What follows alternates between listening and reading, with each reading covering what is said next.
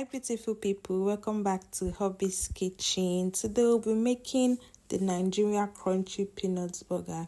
So if you're new here, please subscribe to my YouTube channel so you get notified whenever I post new video. So the first thing you need to note when making the Nigerian peanut, you need to add salt to your groundnut. I need to soak it in hot water for 5 to 10 minutes. The reason for doing this is so your groundnut is going to absorb the salt to give it taste in the. Now, when getting your groundnut, make sure you're getting the one with smaller seed, so it will be easy for you to coat it when you are trying to coat it. So we are going to pour this to our baking tray.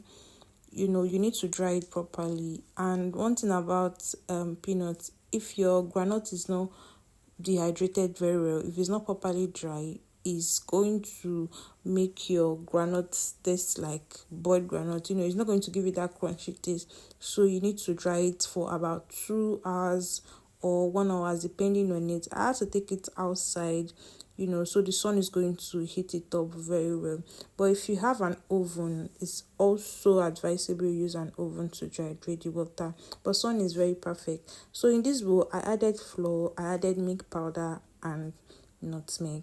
And in this other bowl, I added eggs, I added vanilla, and I added sugar. Now, I'm not going to give you any measurement because it's actually depend on the particular type of groundnut you are working with. So, and most of the times measurement don't work, because at the end of the day, if your peanut is not properly coated, you still need to add more flour to it. So that's just it. And one thing about making peanuts is you need to be very, very patient. You need to be very, very patient. So you see the way the groundnut is looking here now is very dry. Now turn it into a bowl. Add a little amount of your egg mixture, sprinkle from flour and shake. You are going to shake your bowl in a circular form, so everything is going to coat evenly.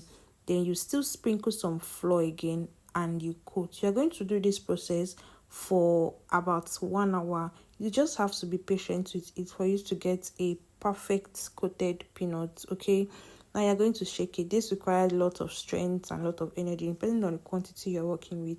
So I had to do this off camera because it was taking so much time, but you're going to see how it came out. And I just want to give some few tips when you're frying your peanuts.